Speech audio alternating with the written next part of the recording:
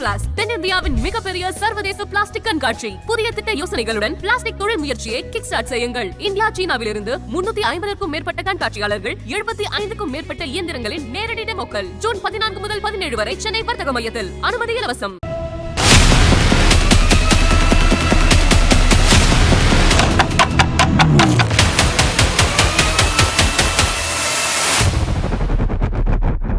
அனைத்தும் அட் 300 நொடிகளில் இன்றைய சிறப்பு விருந்தினர் திரு எஸ்.வி. சேகர் அவர்கள். வணக்கம் சார். வணக்கம். வாஜ்பாய் கூட்டணி கட்சிகளை ஹேண்டில் பண்ணதுக்கும் மோடி கூட்டணி கட்சியை ஹேண்டில் பண்ணி இந்த 5 ஆண்டுகள் தொடர்றதுக்கும் எந்த மாதிரி நீங்க அதை எப்படி பார்க்குறீங்க? நான், எங்கள் அப்பா, எங்கள் தாத்தா எல்லாரையும் ஒன்றா கம்பேர் பண்ண முடியாது. வாஜ்பாய் இருந்த பீரியட் வேறு, வாஜ்பாய் அது வேறு, அது அத்வானி வேறு. அவர் பிரைம் மினிஸ்டராக வரல இல்லையா, அவர் வேறு. அவர் ஒவ்வொருத்தரும் ஒவ்வொரு ஸ்டைல் ஆஃப் அட்மினிஸ்ட்ரேஷன். அத்வானி பார்ட்டியே இந்த ரத யாத்திரை மூலம் மிகப்பெரிய அளவில் எடுத்துகிட்டு போனார். வாஜ்பாய் எல்லாரையும் அரவணைத்து போனார். பொக்ரான் அணுகுண்டு ஃபஸ்ட்டு அவர் டைத்தில் தான் வச்சது. வளர்ச்சியெல்லாம் இருந்தது. ஆனால் அப்படிப்பட்ட அரசியே எவ்வளோ ஷார்ட்டாக கவுத்தாங்க, நடந்ததா இல்லையா? அப்புறம் அது எப்படி கண்டினியூஸாக அதுக்கு அடுத்த பீரியடில் டிஎம்கே கூட்டணியோடு அது ஃபுல்லாக இப்போ வந்ததா இல்லையா? எதற்காக சொல்கிறேன், ஆனால் Modi is a different person. மோடியை 2 மாதத்தில் கவுத்துருவான், 3 கவுக்கவே முடியாதவரை. அவர் இன்டர்நேஷ்னல் லீடர். அவரை அண்டர் எஸ்டிமேட் பண்ணவன் எதிராளி தான் தோற்று போவார் தவிர தோற்க போவது மோடி அல்ல. மோகன் பகவத் மாதிரியான ஒரு தலைவர் பாஜகவை வான் பண்ணுறத நீங்கள் எப்படி பார்க்குறீங்க? ஆர்எஸ்எஸ் பிஜேபியோட அந்த முரணை, வெளிப்படையான ஒரு முரணை நீங்கள் எப்படி பார்க்குறீங்க? திராவிட கழகம் திமுகவை மிரட்டினா எப்படி இருக்குமோ அப்படித்தான். ஏன்னா திராவிட கழகமும் தேர்தலில் நிற்காது, ஆர்எஸ்எஸும் தேர்தலில் நிற்காது. தேர்தலில் நிற்காதவர்கள் மனோபாவம் வேறையாக இருக்கும். தேர்தலில் நின்று எல்லாருடைய ஓட்டையும் வாங்கி ஜெயிக்கணும் அப்படின்னு நினைக்கிறவங்க மனோபாவம் வேறையாக இருக்கும். இந்தியாவில் இருக்கக்கூடிய அனைத்து பாரதிய ஜனதாவினுடைய கிளைகள், அதாவது ஸ்டேட் ஆஃபீஸர்ஸ் அனைத்துலேயுமே அங்கே ஒரு அதிகாரம் உள்ள பதவி, அதாவது ஆர்கனைசிங் செக்ரட்டரி, அந்த பதவி ஆர்எஸ்எஸ்ஸை சேர்ந்தவர்களுக்கு ஆர்எஸ்எஸ்ஸால் நியமிக்கப்படுகிறது.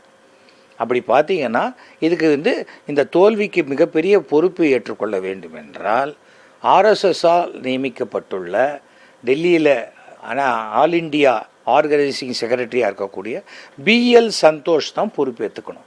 தமிழ்நாட்டினுடைய தோல்விக்கு இங்கே ஆர்கனைசிங் செக்ரட்டரியாக இருக்கக்கூடிய கேசவ விநாயகன் தான் பொறுப்பேற்றுக்கணும்.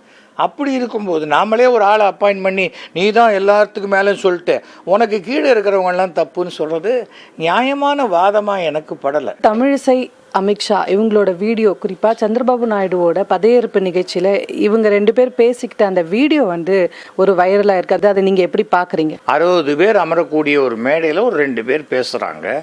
அந்த 2 பேர் பேசினதை மாத்திரம் க்ளோஸ்அப்பில் எடுத்து தமிழிசையை திட்டாங்க, தமிழிசை பண்ணிட்டாங்கன்னு சொல்கிறது எனக்கு எவ்வளோ விஷயங்களில் டிஃப்ரென்ஸ் ஆஃப் ஒப்பீனியன் இருக்கலாம். இவங்க சொன்னதை அவர் ஏற்றுக்காமல் இருக்கலாம், அவ்வளோதான். அதுக்கு மேலே அதில் என்ன இருக்குது? எனக்கு ஒன்றும் இது என்னன்னா, தமிழிசையை திட்டிருக்கணும், தமிழிசை திட்டு வாங்கணும் அப்படின்னு ஆசைப்படுற சில வார் குரூப் வேணால் இதை பெருசாக்கலாமே தவிர எனக்கெல்லாம் ஒன்றும் பெருசாக தெரியல.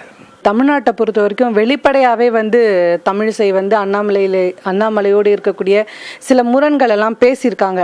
அப்படி பேசி அந்த செய்திகள் வெளியான பிறகு தான் பாஜகவோட அகில இந்திய தலைமை அண்ணாமலைக்கு அதிகமாக சப்போர்ட் பண்ணுறதா ஒரு உணர்வை ஏற்படுத்துதோ, அதை வச்சு தான் இந்த வீடியோ வைரல் ஆகுதா அப்படிங்கிற ஒரு கேள்வி இருக்கு இல்லையா? டெல்லி தலைமை அண்ணாமலைக்கு அதிகமான சப்போர்ட் கொடுக்கறதா ஒரு கிரியேட் பண்ணப்பட்டது. எல்லாமே பெய்டு ஏஜென்சிஸ். அண்ணாமலை சம்பந்தப்பட்ட எதுவுமே வளர்ச்சியே இல்லை, வீக்கம். அதனால் அது ஏற்படக்கூடிய ஒரு விஷயம். எனக்கு பிறகு கட்சியே இருக்கக்கூடாது, 40 பேர் நின்னாலும் 39 பேரை தோக்கடிக்கணும், நான் ஒருத்தந்தான் ஜெயிக்கணும், இப்படிப்பட்ட கெட்ட புத்திகள் தான் இந்த மாதிரி திங்க் பண்ணுறதுக்கு வேலை செய்யுது. அதனால் எனக்கு இந்த மாதிரி ஒரு 2 பேர், இந்த 2 பேரில் யாருன்னு பார்த்தா லெஸ்ஸர் ஈவில் அப்படின்னு பார்த்தா நான் அண்ணாமலையை விட நான் தமிழிசையை தான் ப்ரிஃபர் பண்ணுவேன். நீங்க இப்படி சொல்றீங்க, தேர்தல் முடிவுகளுக்கு பிறகு பாஜகவை வந்து திரு அண்ணாமலை உயர்த்தியிருக்காரு, ஓட்டு விகிதாச்சாரத்தை வந்து அண்ணாமலை தான் உயர்த்தியிருக்காரு அப்படின்னு ஒரு டாக் வந்து பெருசா போயிட்டு இருக்கு. பிஜேபி வந்து அவர் வரும்போது 3.6 இருந்தது, மேஞ்சி போனால் இப்போ 4% வந்திருக்கலாம். ஏனென்றால் இதில் கூட்டணியில் நின்று இருக்காங்க. பாமக ஆல்ரெடி 5% இருக்கு. அப்புறம் டிடிவி தினகரன், ஓபிஎஸ் அது ஒரு 4%, அது ரெண்டும் கொடுக்க 5 நாள் 9 வந்துருச்சு.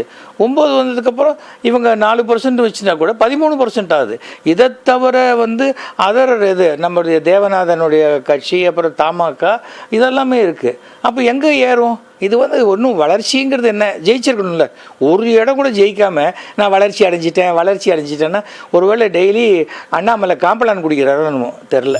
நன்றி சார், என்னோட பல கேள்விகளுக்கு நீங்கள் விரிவாக பதில் சொல்லியிருக்கீங்க. மிக நன்றி.